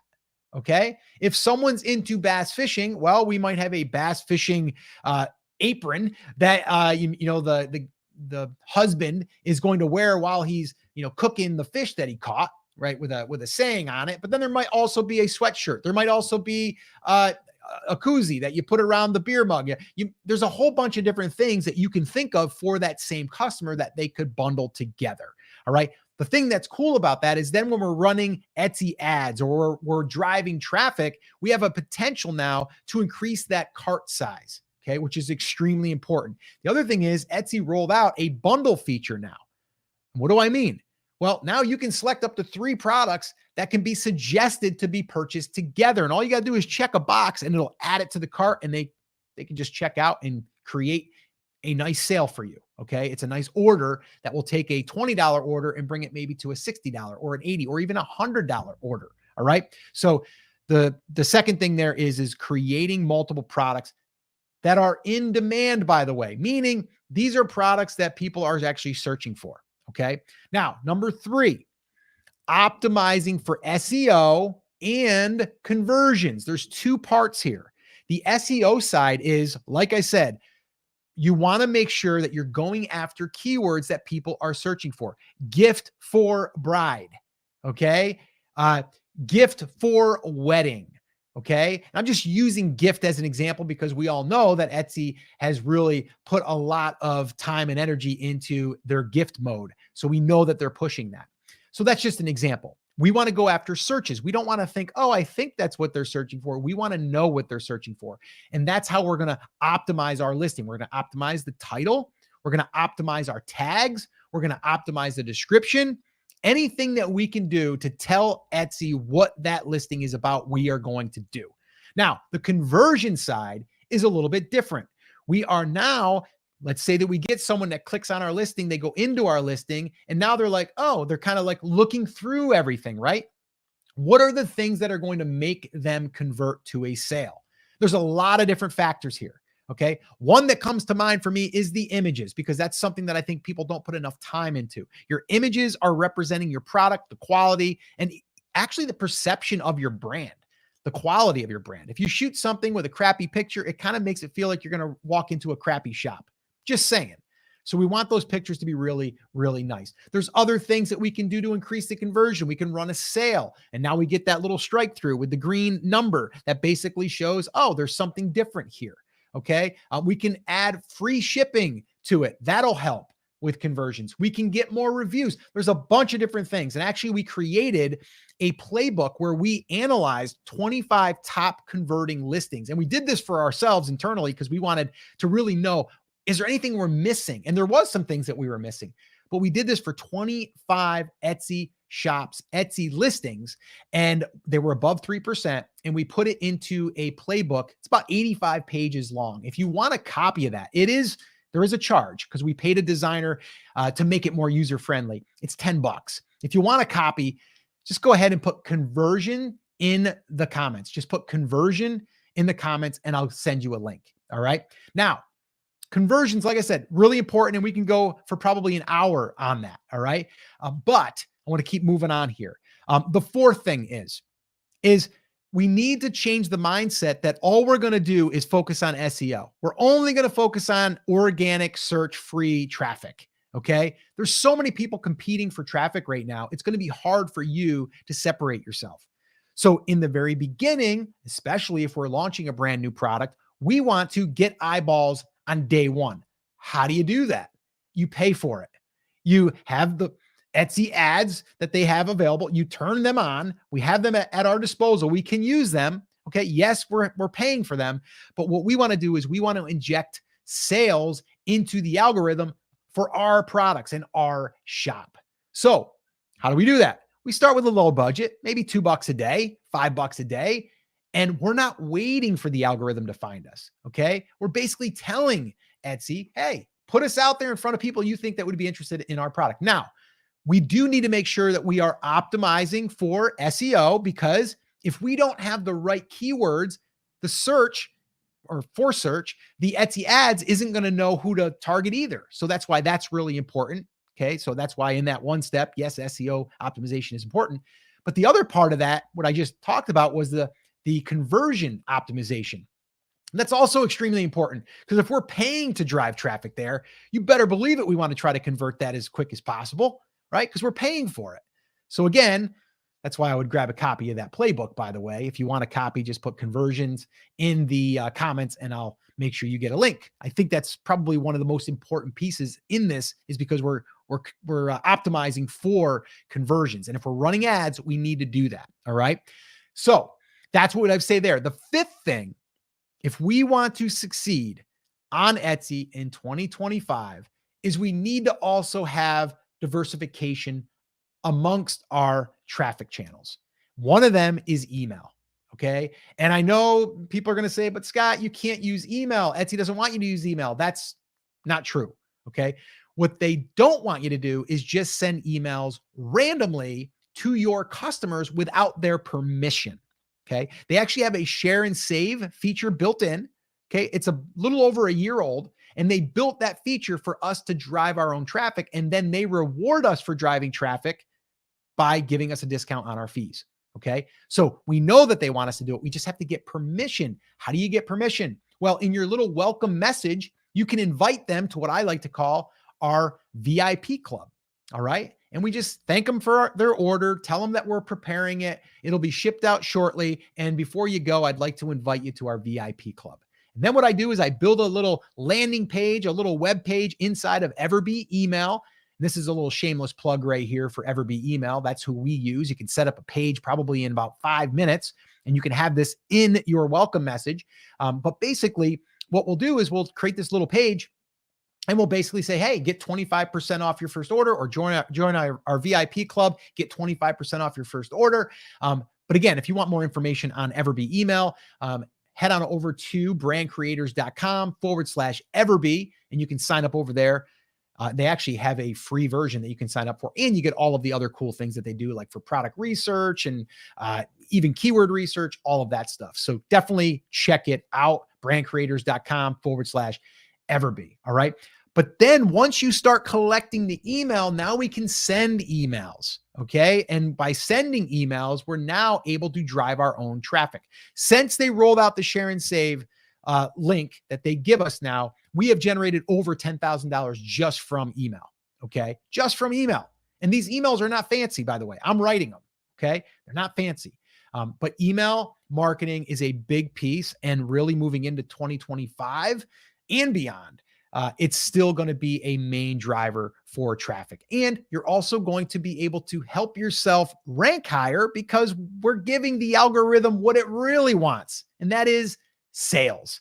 All right. They want sales. If the algorithm gets sales, it's going to notify the algorithm gods and say, hey, send them some more traffic because they're converting really good with their sales. And then they're going to bump you up. As long as you are optimized for the keywords that you want to show up for, you will then start to show up higher in the search. All right. So those are the 5 things that I think are a must if you want to succeed on Etsy in 2025. All right, Chris, I think I hit that one pretty good. I think I did pretty good timing. Hey, it's a good one, man. It's interesting to hear that those are going to be the same things that work in the future. And they're also very similar to the big mistakes that we see people making. Why were those mistakes the mistakes? Because they're things Etsy has doubled and tripled down on and said, look, this is what you need to be doing. If you're not doing these things moving forward, you need to be. And so that's what we're here talking about today. And Scott, I know we had one other thing we wanted to cover. Did we want to jump in and do a few questions quick, or do you want to just jump straight in? Let's do a couple questions, and then let's knock this out. What are your thoughts on Etsy Patterns, which is their e-commerce standalone type deal? Have you looked into that at all? Is that something you would consider? Here's my thought on it. I'm all for having a website, but if you're dependent on Etsy for the other stuff, don't be dependent on Etsy for the website. Just having an Etsy Patterns account is not going to guarantee you sales, and it's not really going to do anything any more than having a Shopify. It is easier to roll everything over, but you can also use something like Vela, getvela.com, to roll all of your listings onto your Shopify site and get everything synced back and forth, or WooCommerce, whatever platform you want to use. If you're going to build an external site, I would rather see you have that exist somewhere outside of the Etsy ecosystem, just in case something silly happens with your Etsy account. How do you build an email list when you have new customers? I think we already addressed that one. We had a couple of variations of that. Yep. How do you get more photos as reviews? So more reviews with photos, I think, is probably the correct way to ask you that question. Well, this is the beautiful thing about having your own email list. You can ask. And basically what I would do, and actually we taught this inside of the copy and paste paydays training that we did. If you want more information on that, in the comments, just put in there paydays, and we'll send you over some information if you want to go ahead and check that out. But yeah, so where were we going with that, Chris? I had a little point there that I was making, and I totally blanked out on that. On how to get more reviews. Yeah. So basically, we are going to be able to, if we email these people, we can say, hey, I just received a review, and I actually just did this just the other day. You get a review that comes through. Okay. And from there, I can then email my list and go, this made me smile today. That would be the subject line. And then in it, I would share the review that I got, and I would say, this is exactly what, puts a big smile on my face because of the hard work that I've put into these items, and to know that people are enjoying them. And I want to thank you. And I'd also like to ask you, if you've purchased any of my products in the past, if you could leave me a review, that would mean the world. And if you want to include a picture, that would be even better. Thanks so much. I appreciate you for allowing me to do something that I love. And then sign off. Like literally that's it. And then you'll probably get some people that'll do it. So that's the beautiful thing with email. If you don't have email, then you could put something in your first message, but that might be a little weird because they haven't actually gotten the product yet. So yeah, I don't know any other way other than using the email. Yeah, I think that's almost always going to be the answer to some of those questions, is like, how do I do something that requires a good personal interaction? The answer there is almost always going to be have that email list and use that. You can also send a message to people, and in that message say, hey, if you want, try to leave me a review with a photo, or, we'd love to see you interacting with the product. If when you leave your review, something like that. But the best way to do that is almost always with the email follow-up. Should you be using Everbee to search for top trending products? You can. What you should be looking for are products that are selling well over time in your niche. So we shouldn't go trend chasing. We should always be looking at what's selling well in our niche and what's selling well that we can adapt to our niche. So if you do want to use and look at the trending things that are selling generally across Etsy, that's okay. But you have to remember that the result that you should be trying to pull out of that is not, I'm going to launch a dancing avocado mug in my bass fishing shop. It's, can I and how can I adapt something that's working really well for this trend right now to something that sells inside of my shop? Do you see any other ones sneak through there, Scott? No, I think we're good. If you guys got any more, drop them in there. We'll try to answer a couple more if you have them. Hey, look at that. We've got a Backstage Pass Club member, which, by the way, we're going to be doing a Backstage Pass little Etsy shop audit recording session tomorrow. And I just got confirmed that our hot seats are confirming. So we're good. If you guys are like, what the heck are you talking about, Scott? Well, we actually do every Thursday, we put out Etsy shop audits where we are going with an Etsy shop owner, and we're doing a hot seat for them, which we call an audit. We're looking at different things that they might be able to improve, things they might be missing. And they're airing here right on the YouTube channel. So again, if you want to watch any of those, you can just go to the playlist inside of the YouTube channel and you can watch them. There's about 31 or 32 right now. But we do recording sessions. Me and Chris do. We batch record these in advance. And then we have a live audience that is there while we're batch recording, and they get to ask questions. If you would like to be part of that, it's our Backstage Pass Club. You can just go to brandcreators.com/club and you can join there. We're going live tomorrow. And it'll be for the Backstage Pass Club. It's what is it, Chris? $9.95 a month, I think, is what we're charging for that. Like, it's literally under $10. Yeah, it's under $10. Yeah. And if you want to join that, it's right through YouTube. So you would just join through YouTube, through our channel. You'll probably see a join button here on our channel, and you can join that if you want to. So anyway, all right, cool. Let's get rocking and rolling here, and let's finish this baby off. All right. So Chris, we did have two things that we wanted to cover here. Do we want to just cover, we had video topic. I didn't give you that one though, did I? The one I was talking to you about the product listing conversion, or do you want to talk about the 19,000 sales? Let's do 19 to 0. Okay, cool. All right. So let's do it. All right. So I got a comment here on the YouTube channel from a seller that has 19,000 sales. Okay. They have a bunch of best sellers, and they are reporting that they are not getting any sales.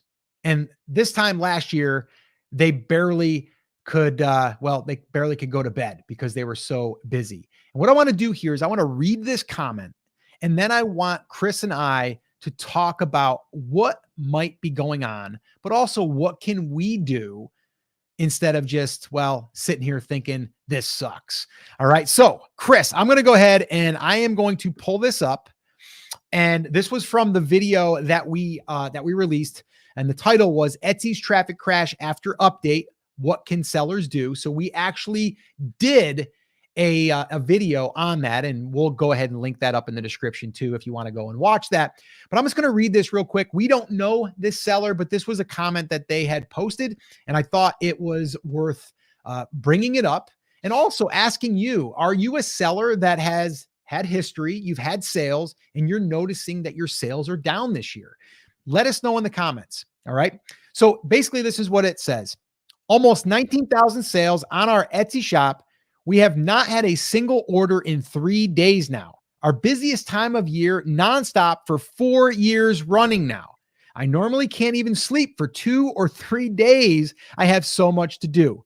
Nothing, not a damn thing is selling. Hundreds of bestsellers, nothing, zip, zilch, what the, and we'll leave it at that. So, Chris, I mean, this isn't the only one that we've received. There's others. And I do think, I've even said ourselves personally, we have seen a drop in sales, right? We've seen a drop in traffic. What do you think, Chris, now that we have this here too? Is this something that's just a fluke? Is this something with the algorithm? Is this because there's too much competition now? Like what do you think it is? I think it's traffic related. And that's part of why we did that traffic crash live. That wasn't live, right? I'm not misremembering or imagining that. It feels like months ago, but I think it was just a few lives ago, at least as of talking about this.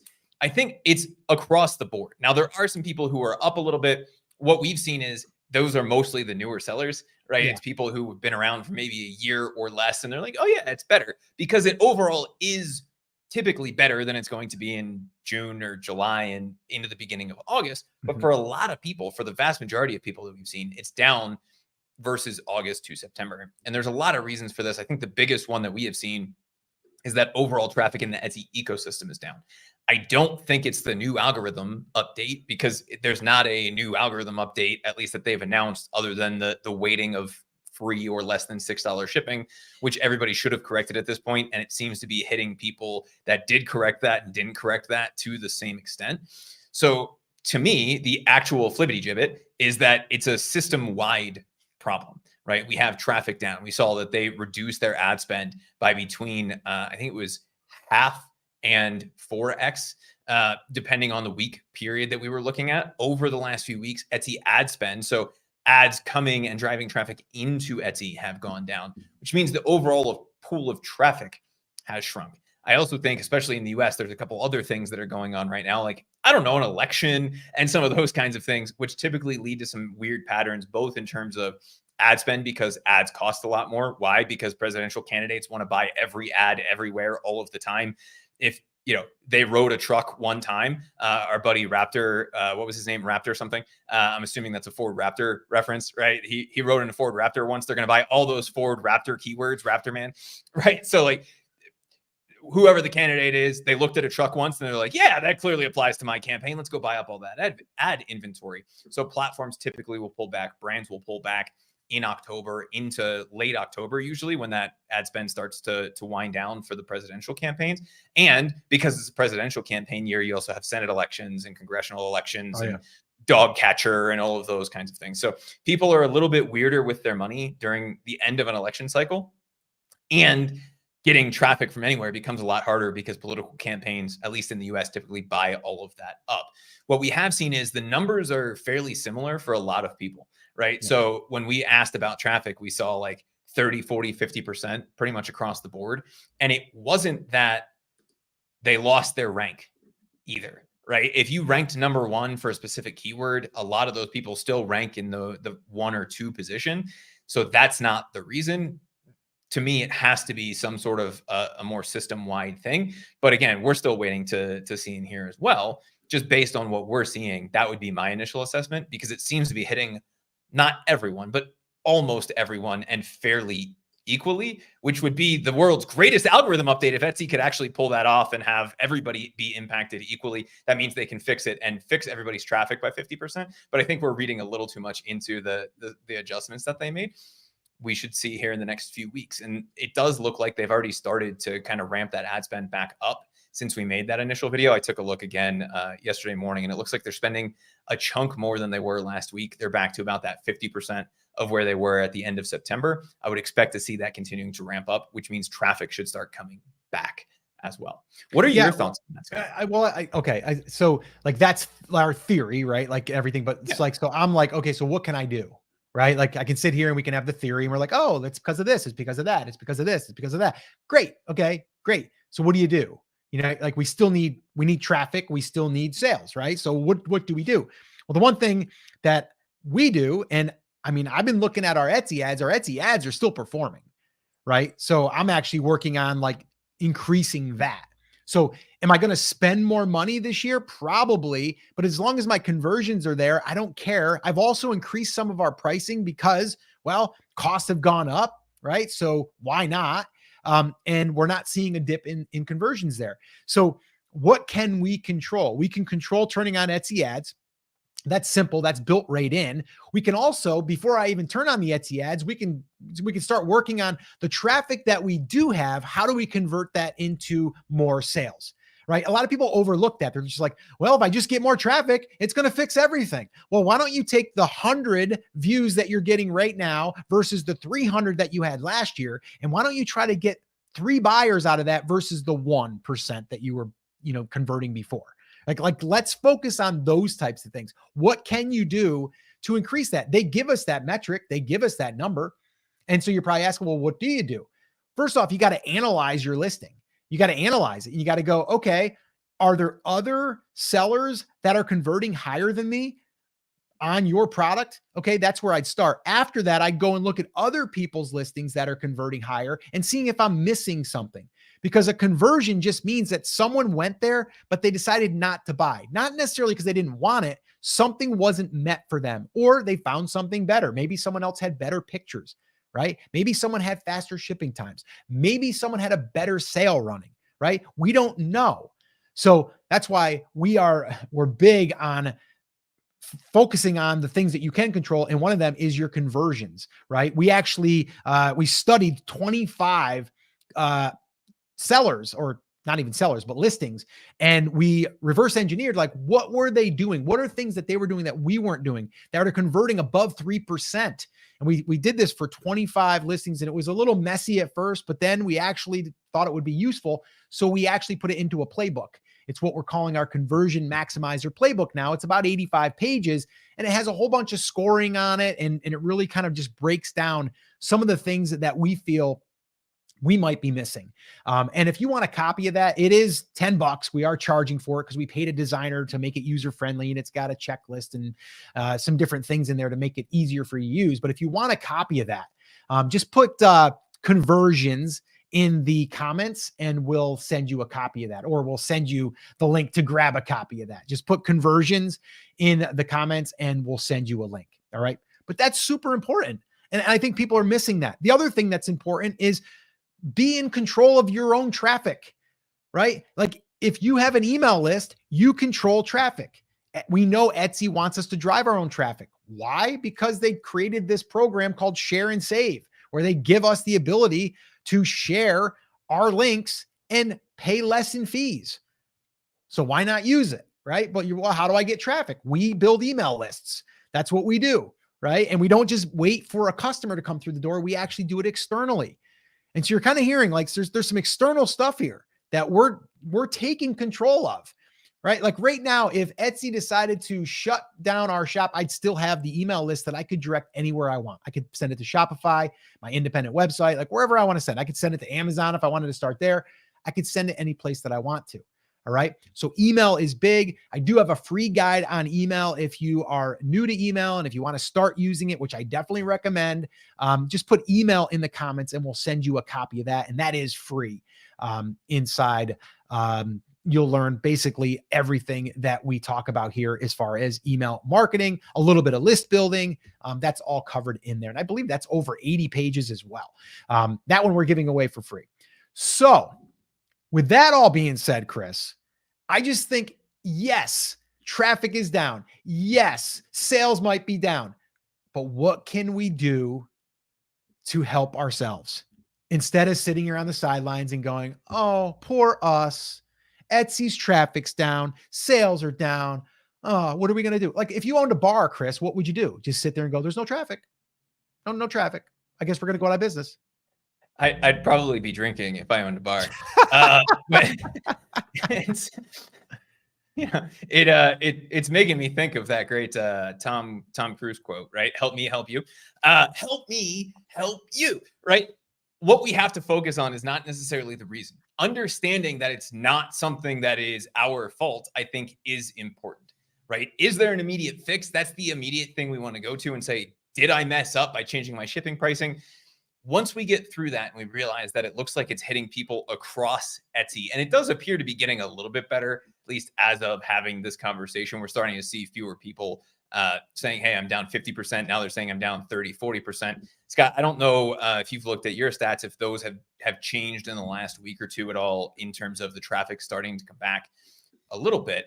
But once we get over that initial shock of like, oh my God, what happened? Is it my fault? Is there an instant fix to this? Or did I click a wrong button? Or is Etsy punishing me? Then we do have to focus on the things that we can control. And I think everything that you just mentioned is exactly where sellers should be focused right now.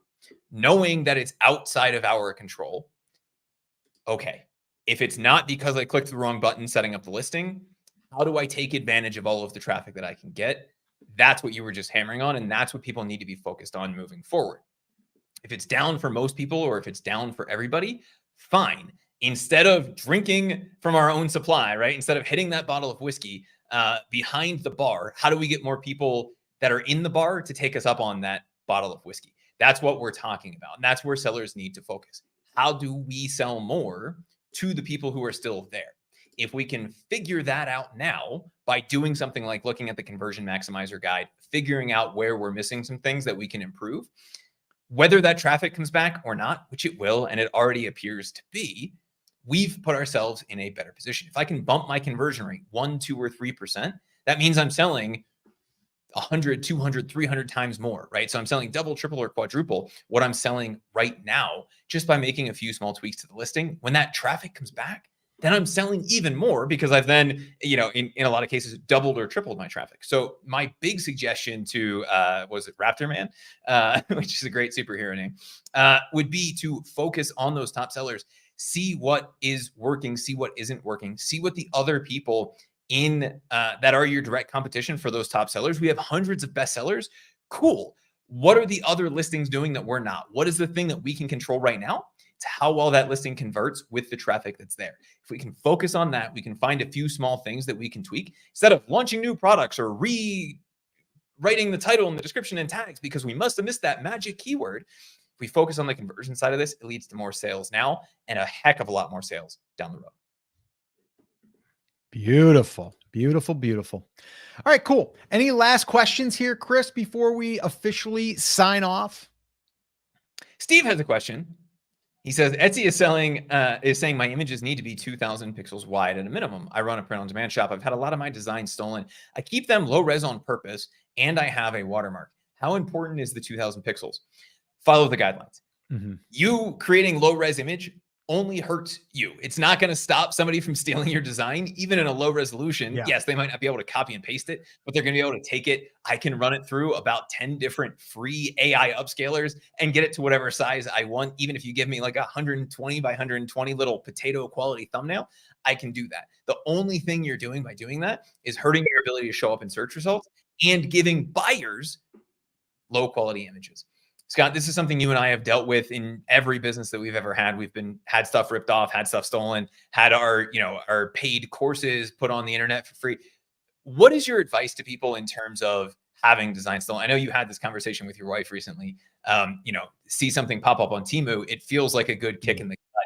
And the immediate reaction is, I need to stop people from stealing from me again. But is that the right approach? And is there a better way to handle that for sellers? Yeah, I mean, it is frustrating.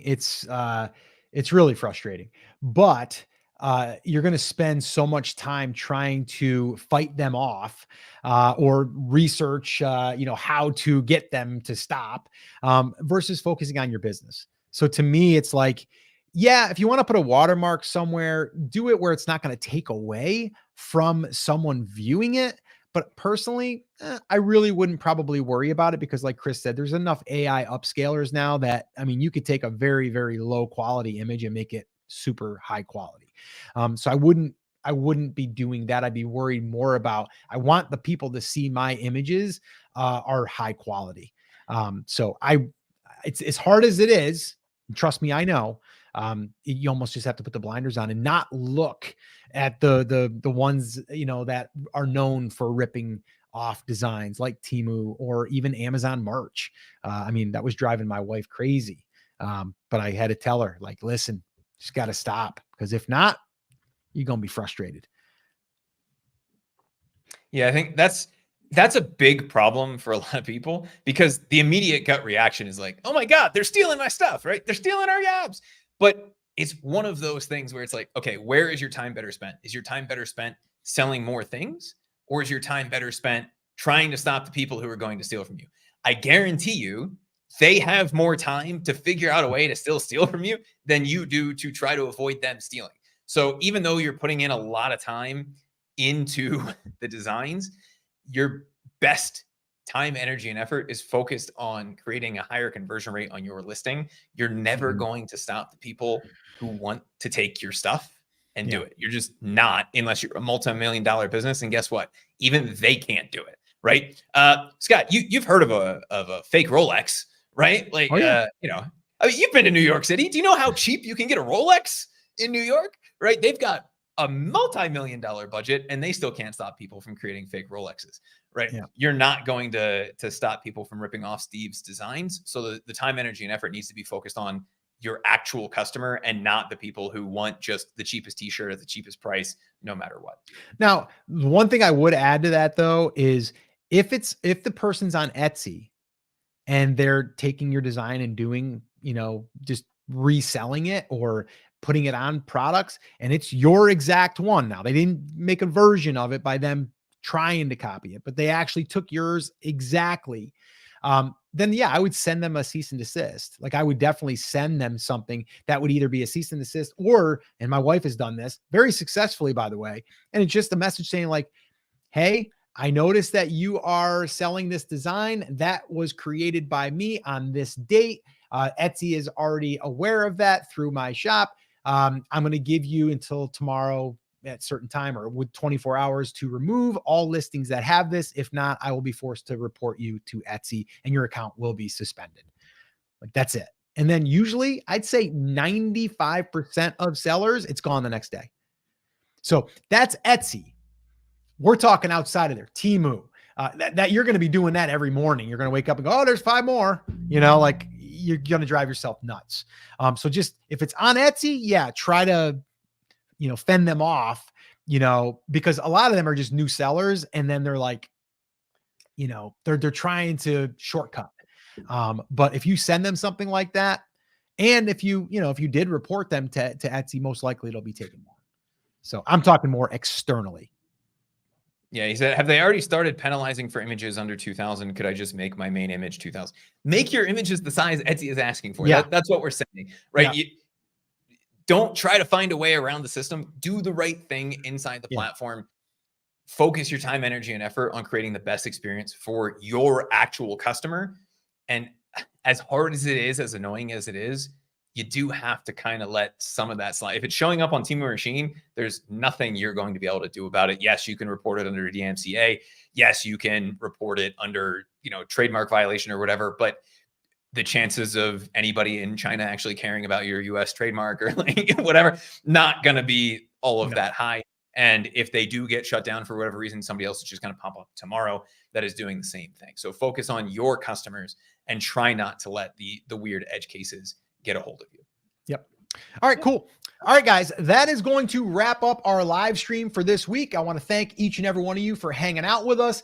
We mentioned a lot of resources, here today. So if you want any of those, make sure that you put those in the comments and we'll try to get those to you as soon as possible. And we will be back here next week. Make sure that you subscribe to the YouTube channel if you're not already. We actually should probably do a special live stream because we hit 100,000 subscribers. Yay, we did it. It took a long time, but we made it. And we want to thank each and every one of you that made that possible. And we're gonna stick to creating helpful, useful information for you to learn and grow, not just within Etsy. We've been doing e-commerce for years. We're going to also fill those gaps and help you and try to stay up on the news and anything out there that is going to be either useful or helpful. We're going to try to cover that here on this channel. So I want to thank you guys. If you guys did get value from this today, make sure that you hit that like button. We'd appreciate it. And other than that, have a great, amazing day. And hopefully you're going to start making a lot of sales. And yeah, we're going to be rooting for you. All right. So guys, take care, take action. We'll see you next time.